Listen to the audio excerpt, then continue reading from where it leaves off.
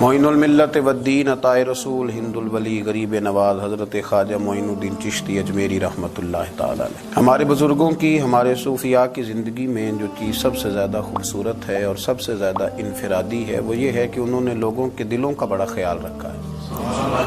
ان پر جو چیز سب سے زیادہ بوجھ بنتی تھی وہ یہ بنتی تھی کہ کوئی شخص کسی کا دل نہ توڑے، وہ اس کا بہت خیال رکھتے، اس پر بڑی توجہ دیتے۔ جو شخص کسی کے دل کا احساس نہ کرتا، کسی کے جذبات کا خیال نہ کرتا، اس سے ناراض ہو جاتا۔ قطب الاقطاب حضرت خواجہ قطب الدین بختیار کاکی رحمۃ اللہ علیہ فرماتے ہیں، میں حضرت خواجہ معین الدین چشتی رحمۃ اللہ علیہ کی خانقاہ میں بیٹھا تھا، اچانک ایک تاجر، ایک دنیا دار شخص آیا۔ حضرت خواجہ معین الدین چشتی رحمۃ اللہ تعالی علیہ کے سامنے بیٹھے ہوئے آپ کے ایک مرید شیخ علی علیہ رحمہ جن کا نام تھا، ان کی طرف وہ تاجر تیزی سے بڑھا اور شیخ علی کا گریبان پکڑ لیا۔ میرے پیسے کب دو گے اور کتنے وعدے کرو گے؟ لاؤ میری رقم واپس کرو۔ حضرت خواجہ معین الدین چشتی رحمۃ اللہ علیہ ساری صورتحال سے بے خبر تھے، جلدی سے اٹھے اور اٹھ کر کے اس تاجر سے کہا کہ معاملہ کیا ہے، بات کیا ہے؟ کہ حضور بہت عرصے تھے آپ کے اس مرید شیخ علی نے میری رقم دینی ہے اور واپس نہیں کرتا۔ خواجہ صاحب علیہ رحمہ نے شیخ علی کی طرف دیکھا اور فرمایا یہ معاملہ کیا ہے؟ عرض کی حضور غریب ہوں، کمزور ہوں، تنگ دست ہوں، قصدن ایسا نہیں کر رہا، اس سے کچھ مہلت لے چکا ہوں، وہ ختم ہوئی، اب اور مہلت کا سوالی ہوں اور یہ مجھے مہلت دینے کو تیار نہیں ہے۔ خواجہ اجمیر علیہ رحمہ نے اس تاجر کی طرف دیکھا اور فرمایا غریب ہے، مجبور ہے، اس وقت تنگ دست ہے، اس کو کچھ مہلت دے دو، یقیناً تمہاری رقم لوٹا دے گا۔ اس نے حضرت خواجہ علیہ رحمہ کے ساتھ بھی توہین آمیز لہجہ معاذ اللہ اختیار کیا، ابھی لے کر کے جاؤں گا، پوری رقم لے کر کے جاؤں گا، ورنہ نہ صرف یہ کہ اسے رسوا کروں گا بلکہ میں اسے بازاروں میں کھینچوں گا۔ خواجہ قطب علیہ رحمہ فرماتے ہیں جتنے لوگ وہاں بیٹھے تھے ان سب کی طرف جب شیخ علی دیکھتے تو کمزور پڑتے، روتے، میرے پیر بھائیوں کے بیچ آ کر سرعام اتنے لوگوں میں میری اتنی رسوائی کر ڈالی۔ خواجہ اجمیر نے اپنی اس مرید کی آنکھوں میں جب آنسو دیکھے تو بڑا ہی دل نرم ہوا، اس کو کہا کچھ مہلت دے دے۔ اس نے کہا نہیں مجھے تو ابھی اپنی رقم چاہیے۔ خواجہ صاحب رحمۃ اللہ علیہ نے زمین پر چادر بچھائی، چند سکے جیب سے کیا نکالے تھے کہ اللہ تبارک و تعالیٰ نے بھرے خزانوں سے دولت عطا فرمایا، یہ ہے تمہاری رقم، اٹھاؤ اور لے جاؤ۔ تمہیں فقیروں کو اس طرح رسوا نہیں کرنا چاہیے تھا، تمہیں خانقاہوں میں بیٹھے ان سادہ اور کمزور لوگوں کے ساتھ یہ رویہ روا نہ رکھنا چاہیے تھا۔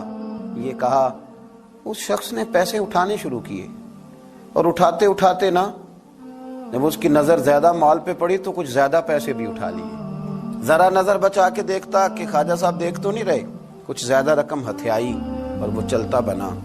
حضرت خواجہ علیہ رحمہ نے شیخ علی کو تھپکی دی، فرمایا اللہ نے تمہاری عزت رکھی، پر ایک بات میری یاد رکھنا، جب بھی بھروسہ کرنے کو دل ہوا، جب بھی کسی طرف سہارا ڈھونڈنے کا دل ہوا تو یا خدا کی طرف دیکھنا یا محمد مصطفیٰ کی طرف دیکھنا صلی اللہ علیہ وسلم۔ یہ کیا درویشوں کا کیا کام کہ وہ دنیا داروں سے پیسے لے اور دنیا داروں کے ساتھ معاملات کرے، تمہاری یہ روش اچھی نہیں، لیکن اللہ نے تمہارا وقار رکھا۔ خواجہ قطب کہتے ہیں وہ بات تو ختم ہو گئی، لیکن شیخ علی کے چہرے پر کئی دنوں تک افسردگی رہی۔ وہ ان سب لوگوں کو پلٹ پلٹ کے دیکھتے جن کے سامنے آ کے اس نے گریبان پکڑا تھا تو بیچاروں کی طبیعت بگڑتی، دل پہ افسوس ہوتا، اس کو ایسا نہ کرنا چاہیے تھا، میری غریبی کا یوں مذاق نہ اڑاتا۔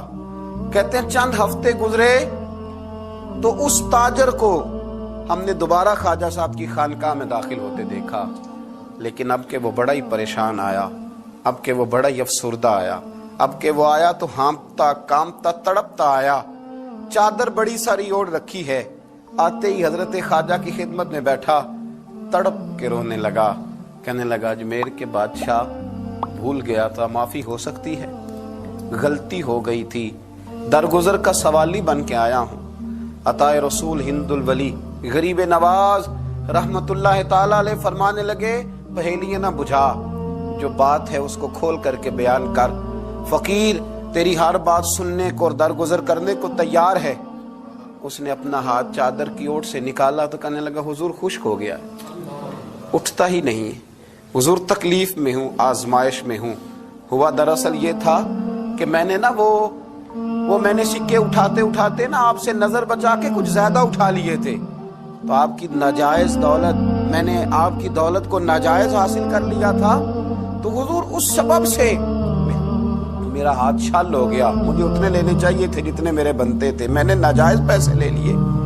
خواجہ اجمیر فرمانے لگے دنیا دار ہے تو ابھی تک دنیا داری میں ہی اڑا ہوا ہے، تو دنیا دار ہے تو ابھی تک تیرا خیال سکوں میں، پیسوں میں، دھیلوں اور اشرفیوں میں اڑا ہوا ہے۔ فرمانے لگے مجھے پتا تھا تو زیادہ اٹھا رہا ہے، لیکن فقیر کے پاس جو خزانے ہیں وہ اس کے ذاتی نہیں، وہ رب کریم کے دیے ہوئے ہیں۔ اللہ کے خزانوں میں سے کوئی لے گیا تو لے گیا، لیکن تو یہ کیا سمجھتا ہے کہ زیادہ سکے اٹھانے کی وجہ سے تیرا ہاتھ چھل ہوا ہے؟ یہ اس لیے تیرا ہاتھ خشک ہو گیا ہے کہ تو نے ایک فقیر اور درویش کو بھرے مجمع کے اندر رسوا کر ڈالا تھا۔ تیرا زیادہ پیسے لینے کی وجہ سے ہاتھ کمزور نہیں پڑا، بلکہ وہ جو تو نے اس غریب کے گلے میں ہاتھ ڈالا تھا اور اسے رسوا کر ڈالا تھا، تو کیا سمجھتا ہے وہ لاوارث ہے؟ اگر وہ کمزور ہے، تنگ دست ہے، تو بندہ تو رب کریم کا ہی ہے نا۔ جو تاجر، سیٹھ، نواب اور ذمہ دار کا رب ہے، غریبوں کا بھی وہی رب ہے، ان مسکینوں کا بھی وہی رب ہے، ان کمزوروں کا بھی وہی رب ہے۔ کہنے لگا حضور معافی کا سوالی ہوں۔ فرمایا اٹھ کے جا اور بڑے مجمع میں جا کے ایک دفعہ اس درویش سے معافی مانگ، مجھے امید ہے عرش کا رب تیرے سارے گناہ معاف فرما دے گا۔ ایک دفعہ معافی مانگ لے، جا سوال کر لے۔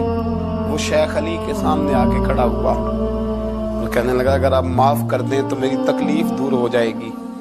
شیخ علی کی آنکھوں میں چھم چھم آنسو برسے۔ کہنے لگا آپ نے معاف کیا کہ نہیں کیا؟ کہنے لگے یار تو تاجر ہے، تو ذمہ دار ہے، تیرے دل میں پتہ نہیں کیا تصور ہے، پر میں نے تو معاف کرنا ہی ہے، اس لیے کہ نہ میں تاجر ہوں، نہ میں ذمہ دار ہوں، نہ میں دنیا دار ہوں، میں تو غریب نواز کا ماننے والا ہوں۔ میری مجبوری ہے کہ جس شخص کا میں نوکر ہوں نا، اس نے سکھایا ہی معاف کرنا ہے، جس کے در دولت پہ میں رہتا ہوں انہوں نے درگزر کرنا سکھایا ہے۔ ادھر جب معافی ہوئی تو خواجہ اجمیر نے تھپکی بھی دی، دعا بھی فرمائی، رب کریم نے شفا عطا فرما دی۔ تو خواجہ اجمیر فرمانے لگے میاں جا، تیری تندرستی ہوگی، چلا جا۔ کہنے لگا حضور اب کس نے جانا ہے، اب تو میں تیری دہلیز پہ جھاڑو دیا کروں گا۔ یہ ہاتھ جو تیری دعا کی برکت سے شفا یاب ہوا ہے اجمیر کے والی، اب میں یہاں جھاڑو دوں گا، اب میں یہاں نوکری کروں گا۔